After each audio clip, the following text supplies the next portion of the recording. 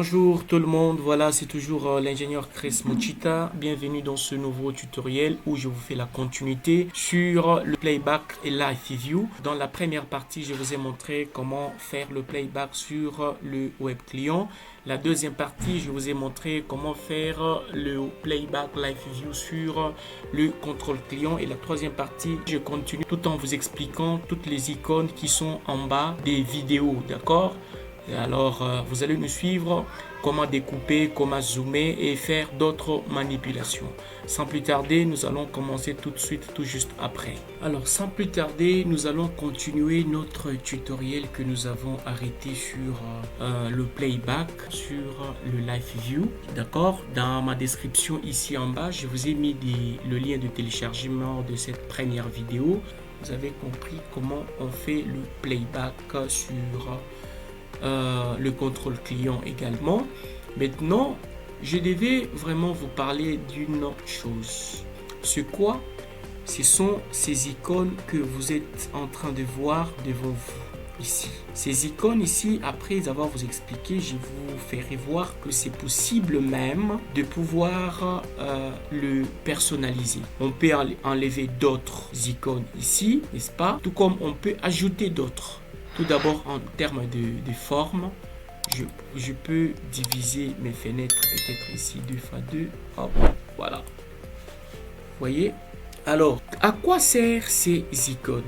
Je prends un exemple. Si cette caméra ici avait été ajoutée sur un plan, sur ce qu'on appelle le map, dans l'autre tutoriel, je vous ai déjà expliqué quoi sur le map et je pense que dans ma description, je vais vous mettre le lien de téléchargement de cette vidéo là-bas. Le map va vous permettre, vous en tant qu'opérateur, de pouvoir voir d'abord quels sont les équipements qui sont en ligne, quels sont les équipements qui sont déconnectés et à quel endroit où l'équipement cause problème sur le map.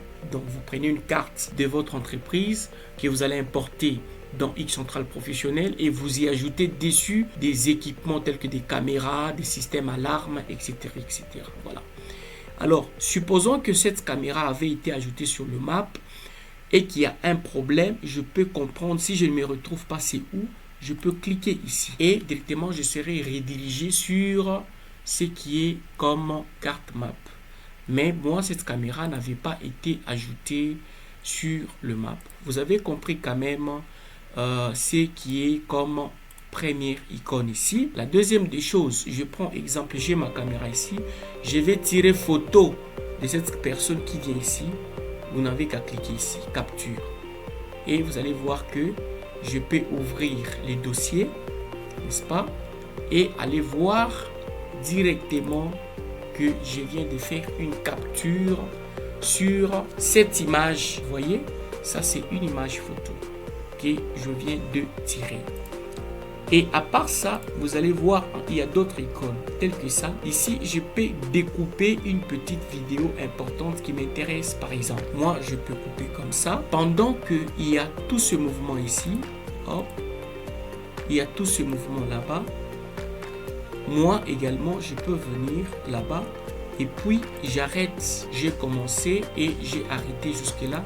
Si j'ouvre les dossiers, je crois je vais venir retrouver la vidéo que je venais à peine de découper. Je pense que celle-là. Voilà. Vous voyez l'image que je viens de découper. Ça m'a pris que quelques secondes et c'est une image que moi j'ai découpée pour vraiment stocker. Parce que c'est une image, c'est un événement qui m'est important. Voilà. Au moins ce que je peux vous dire sur cette icône. J'espère que vous aviez compris à ce niveau-là. Nous avons d'autres ici. Ça, ce sont de main screen et des sub-screen. Je vais vous expliquer prochainement de quoi il s'agit. Ces genres de flux ont de l'impact beaucoup plus à la résolution, n'est-ce pas? L'affichage. Après ça, nous avons ce qu'on appelle ici aussi cette icône qui m'est importante, qui est la rotation. Vous pouvez roter votre image, n'est-ce pas, comme vous voulez. En haut, en bas, à gauche, à droite. Mais ici, l'icône que vous êtes en train de voir là-bas, ça, c'est pour pouvoir régler peut-être la qualité de l'image, n'est-ce pas? Je prends l'exemple, mais là, on peut revenir. Hop, voilà. Vous voyez, l'image est là. Et que les événements qui se passent ici, vous ne voyez pas clairement, vous pouvez venir cliquer sur activer l'amélioration vidéo. Vous allez voir que vous pouvez améliorer votre image selon que vous voulez. Vous voyez qu'il y a changement de la qualité en termes de luminosité, en termes de saturation, des contrastes et des nuances. Vous voyez? Donc, ça dépend de ce que vous pouvez également travailler dessus. Voilà, c'est ça au moins, cette icône. Il y a l'autre icône qui nous permet tout simplement de zoomer une petite zone, n'est-ce pas? Quand je clique dessus et que peut-être je prenais ces véhicules, vous allez voir que je viens de zoomer ça, n'est-ce pas? Et je peux également annuler, donc je peux zoomer cette personne, n'est-ce pas? Voilà, au moins comment est-ce que on peut vraiment travailler, avec les différentes icônes qui sont ici. Si je cliquais par exemple ici, c'est pour voir les différentes qualités de cette caméra, n'est-ce pas? Vous allez voir que on peut voir le frame rate, on peut voir la résolution de la caméra, le stream format, donc ce qu'on appelle le système d'encodage. Nous pouvons voir les bitrate. Donc tout ça là, ce sont les informations sur cette caméra ici, n'est-ce pas?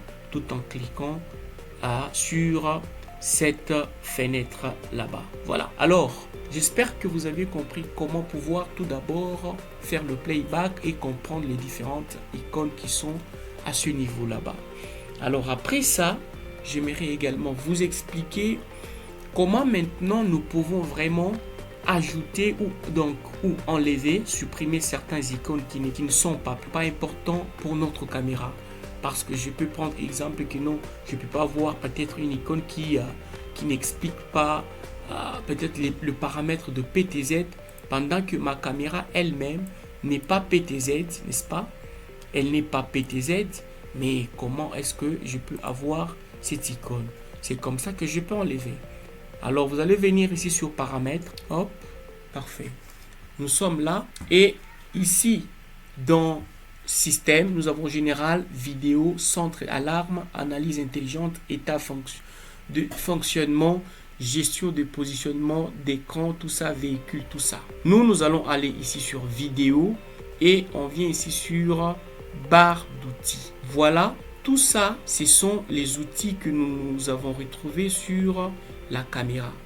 Supposons que je vais enlever peut-être certaines choses qui ne sont pas importantes pour moi. À ce niveau, je peux enlever. Je vais expliquer également c'est quoi le add tag ici. C'est aussi important. Je peux enlever la rotation.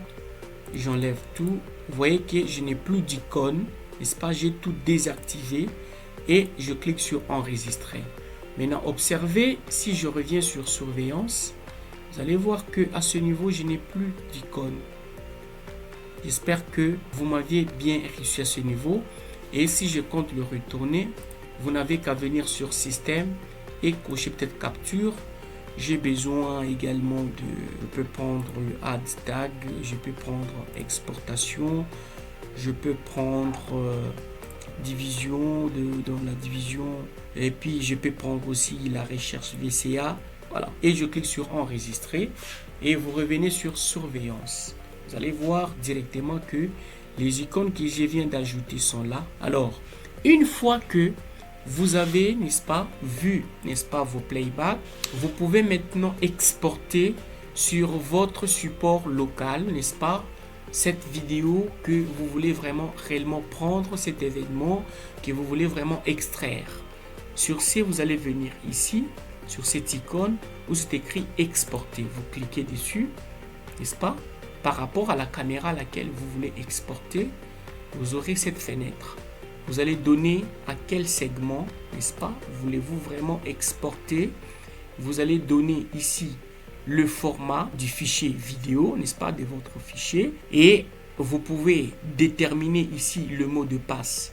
Mais si vous faites une extraction, donc une exportation plutôt d'une vidéo, tout en donnant le mot de passe à ce niveau ici. Je donne exemple ND345 que je confirme. Ça veut dire, pour visualiser cette vidéo, vous aurez besoin de ce mot de passe et il faut avoir les lecteurs VS Player de Hikvision. Sinon, vous n'allez pas visualiser. Ça veut dire, je suis là, je viens de donner le mot de passe et puis je clique sur enregistrer. D'accord? Et puis, mon fichier là, on dit tâche envoyée. Vous retrouvez tout ça. Ok, nous allons rechercher notre fichier. Si je clique ici, je vais le rechercher sur mes téléchargements. Hop. Voilà, mes fichiers sont là. Et je peux prendre c'est quel fichier. Je pris celui-là. Je peux lancer ça. Je peux voir le fichier là. Bon, je peux double-cliquer. Ça, c'est le VLC. Vous observez ici. Vous allez voir tout simplement qu'il n'y a pas moyen pour moi de visualiser cette image. Donc, vous allez voir que ça passe, mais je ne vois rien. C'est pourquoi je vous ai dit, si vous mettez un mot de passe, alors vous aurez besoin de pouvoir installer le VS Player de Hikvision. Et je peux encore exporter maintenant sans mot de passe. Hop. Et à ce niveau ici, je ne mets pas le mot de passe. D'accord? Je détermine le segment. Et je clique sur enregistrer. Je peux revenir ici. Hop. On peut ouvrir le fichier. Hop, voilà, d'accord. Le fichier est là. Nous avons le premier fichier. On peut patienter pendant que... Voilà. Vous allez voir que le fichier est là en train de passer sur Player. D'accord. Mais l'autre ici, je peux ajouter un fichier. Je peux ajouter un fichier qui est... Et puis, je peux maintenant ajouter ici un fichier qui... par exemple, je prends l'autre ici, je prends ce fichier ici, d'accord,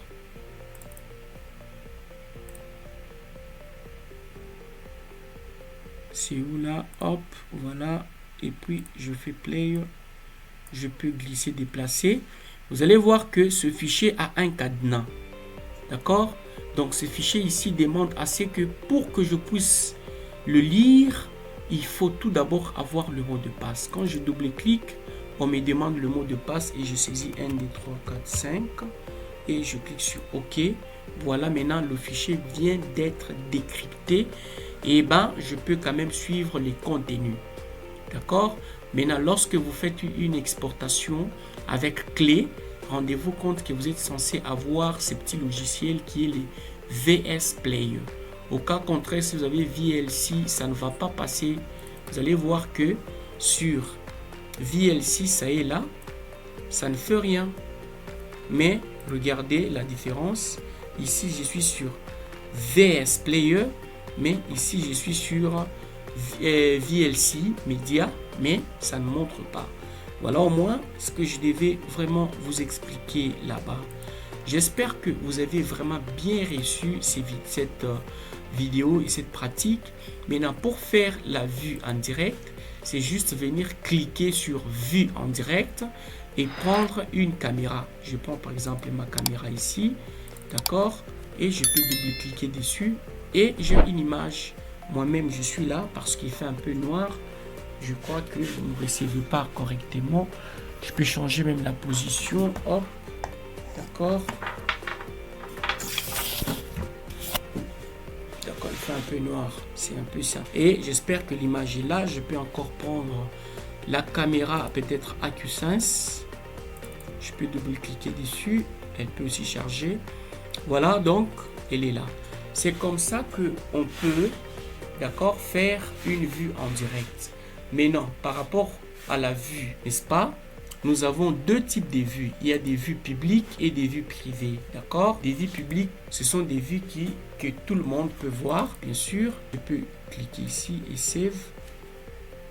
Ce sont des vues que tous les utilisateurs peuvent voir, bien sûr. Mais les vues qui sont privées, ce sont des vues qui sont réservées à des personnes, à des utilisateurs bien spécifiques.